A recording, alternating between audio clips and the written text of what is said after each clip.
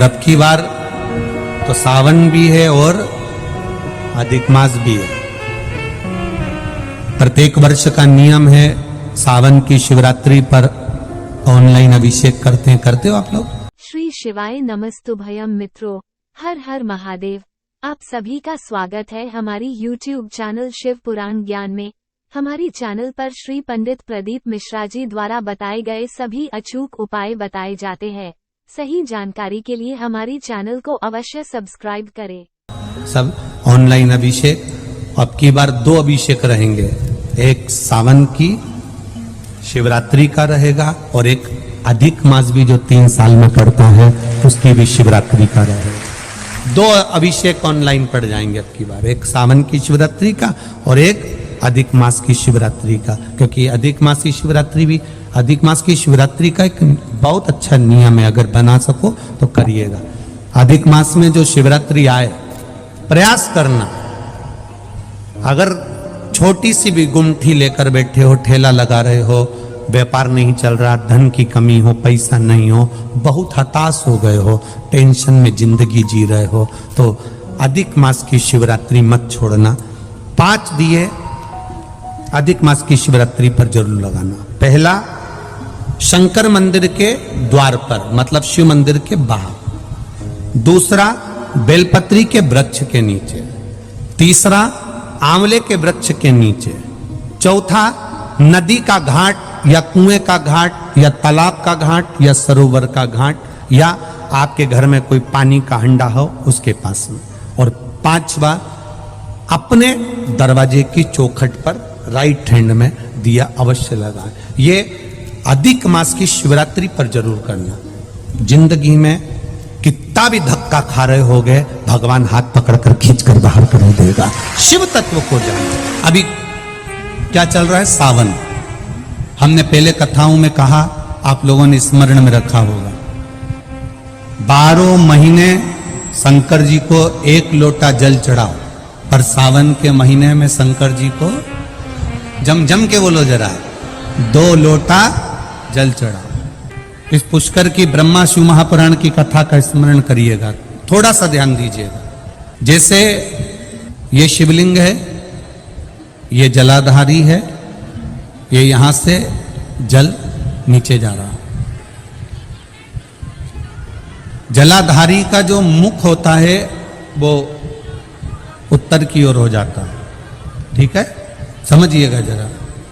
अब अगर मान लो लड़का 35 साल का हो गया, 36 साल का हो गया, बेटी की शादी नहीं हो रही, 35 साल हो गए, 36 साल हो गए, 40 साल हो गए, देवर देव की शादी नहीं हो रही है, किसी की शादी नहीं हो रही है, तो उसको समझना है, सावन के महीने में आप जो 2 लोटा जल लेकर जा रहे हो, उस जल को जहां जलाधारी से पानी बाहर बह रहा है, जहां जलाधारी से, जैसे ये शिवलिंग है, ये गोल जलाधारी, यहां से पानी बह रहा है, तो जल चढ़ाते समय जब आप जल को समर्पित करेंगे दोनों लोटे से, तो धार यहां से लगाते हुए धार को आपको इस शिवलिंग पर पूर्ण समर्पित करना है।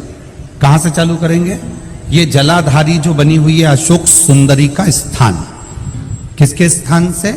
अशोक सुंदरी के स्थान से।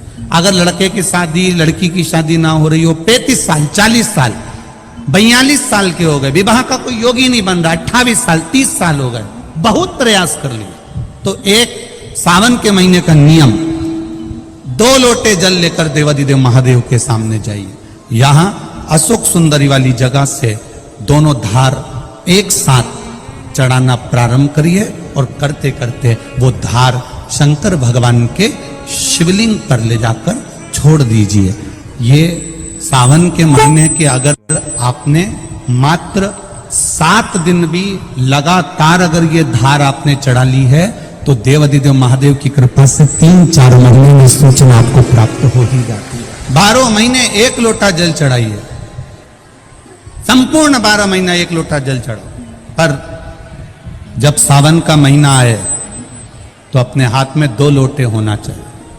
भले 1 लोटे के ऊपर दूसरा लोटा रख के लेके जाओ, मंदिर में जाओ, अंदर पहुंच जाओ, दोनों लोटों को हाथ में ले और दोनों की धार एक साथ मेरे देव अधिदेव महादेव को समर्पित करो।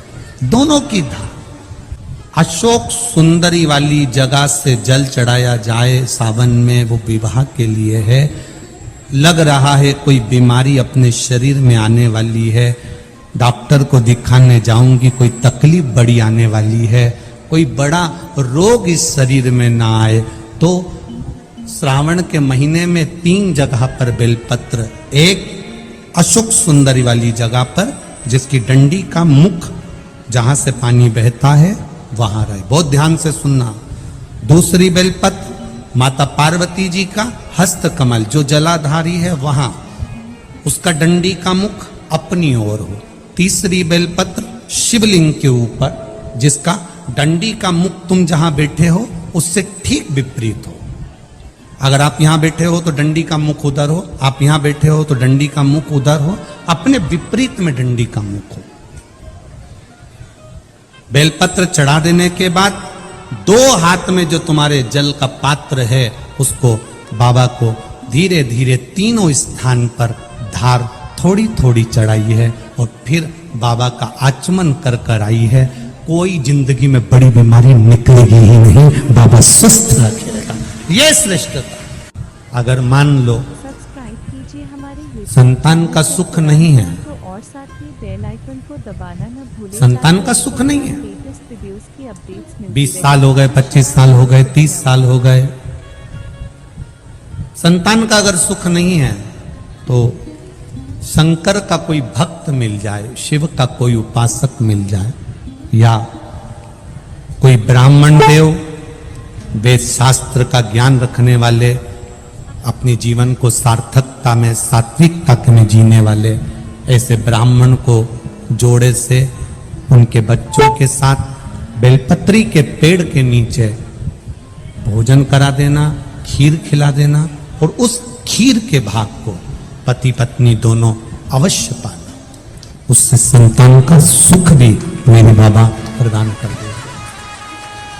सफेद आंकड़े की जड़ का प्रयोग करो, तुम रुका जी वाला, और साथ में ये प्रयास करिए। देव ऋषि नारद ने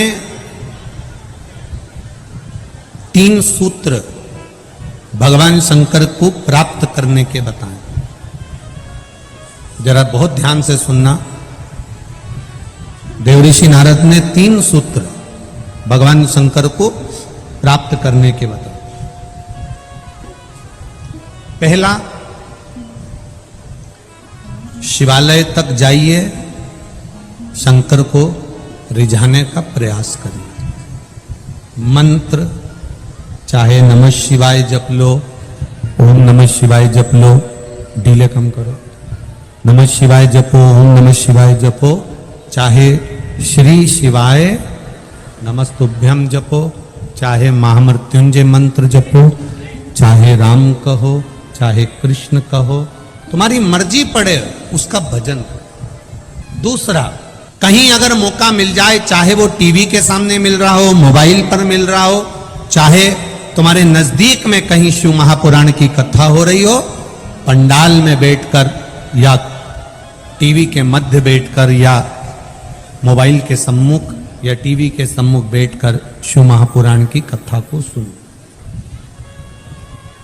सुनना ही केवल नहीं है, सुनकर उसको अपनी जिंदगी में उतारना भी है।